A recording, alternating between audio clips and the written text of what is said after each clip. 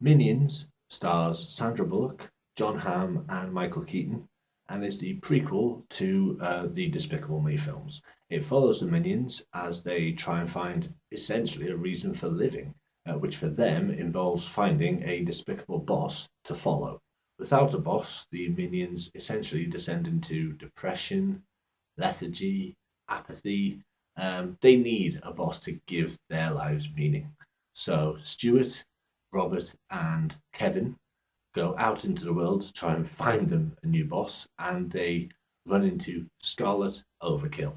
She is the number one villain in the world, and she wants them to steal Queen Elizabeth's crown for her so she can be a real princess.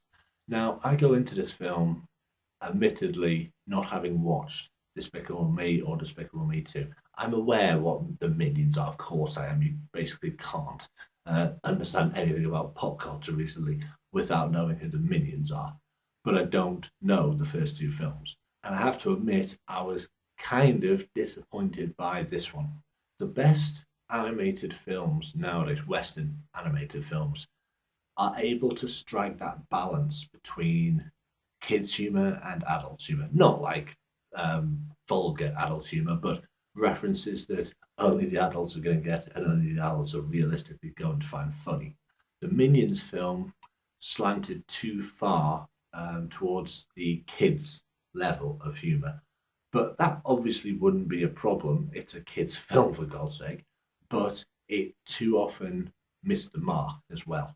It did have quite a few moments which got very good reactions from. I mean, I was in a packed out cinema, got very, very good reactions from the kids. But there was legitimately no one moment where every kid in that room was falling about laughing. And with this sort of film, there really should be.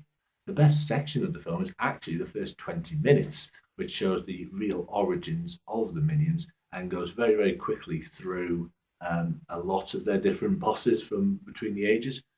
That had that balance of kids' humour and humour that the adults are going to enjoy. And if it had continued in that vein, this would have been a great film. But it does drop off. Once we get into our main storyline, that drops away.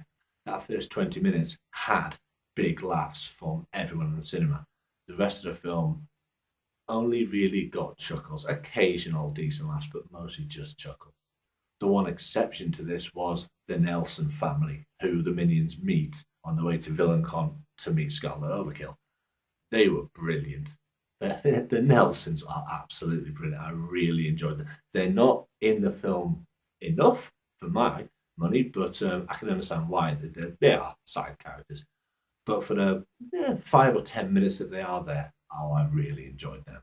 But again, once they kind of left the storyline, it was back to the main story, which, while it had its moments, wasn't as enjoyable. The film does have things going for it. It looks great, but most modern animations do, but it does. It looks great. I also like the fact the film is mostly set in Britain and London in the 60s, and you get pop culture references from that era in London. You also get with certain characters, especially Queen Elizabeth, it seemed to have, especially in her aesthetic, a bit of a reference to Aardman Studios and sort of Wallace and Gromit films and stuff. I love that. That was fantastic as far as I was concerned. Massive Wallace and Gromit fan. This is a decent but not great family film. It will keep the kids entertained for a good couple of hours. They'll like it. I don't think they'll love it. Let's face it, it's going to make absolutely millions, and you're going to see minion stuff everywhere for about the next few months at least.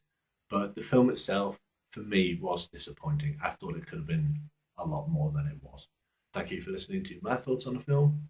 Let me know what you thought in the comments below. And of course, feel free to like the video or subscribe.